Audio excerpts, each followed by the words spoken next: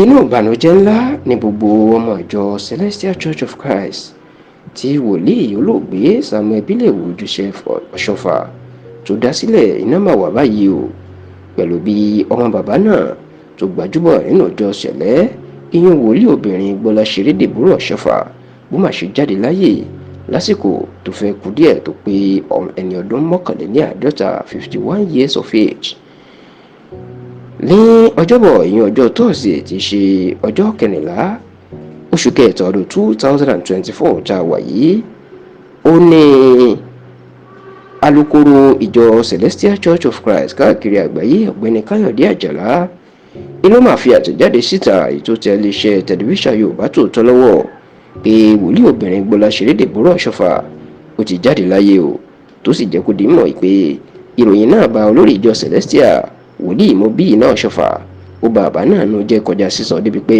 ó ti fagilé oríṣiríṣi àwọn ètò tó fẹ́ ṣe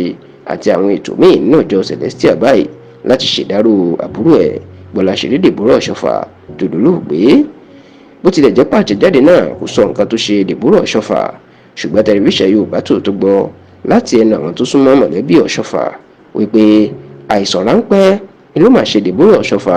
wọ́n ní àìsàn náà gbà ó kọ̀ kò gbọ́ ẹbọ kò gbowó kò gbóògùn o, tó sì padà gbọ́n obìnrin náà lọ sọ́run àrèmábọ̀. Kódà wọ́n ní kì í ṣe pé àìsàn náà le títí kọjá sísọ bẹ́ẹ̀ náà, wọ́n lọ́pọ̀ èèyàn ni ò sì mọ̀ wípé àìsàn ọlọ́jọ́ ni èyí tó rán Deborah lọ sọ́run àrèmábọ̀ lọ́jọ́bọ̀ ìyẹn ọjọ́ Thursday ọjọ́ 14 oṣù kẹta tá a wà yìí. Nígbà ayé Gbọ́láṣeré Deborah Oshoffa,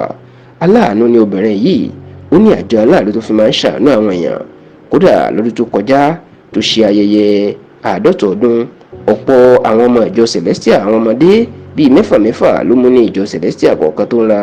aṣọ ìgúnwà ẹ̀yìn tó ń pè ní sùtánà, aṣọ funfun táwọn Sẹ̀lẹ̀ máa ń wọ̀ tó ń rà fún wọn nínú ìjọ Sẹ̀lẹ̀. Yàtọ̀ sílẹ̀ yìí, Deborah Oshoffa ó ní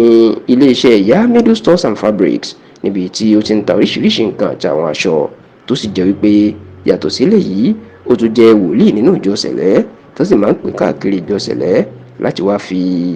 ọ̀rọ̀ Ọlọ́run àti ìdánilẹ́kọ̀ọ́ bọ́ àwọn èèyàn.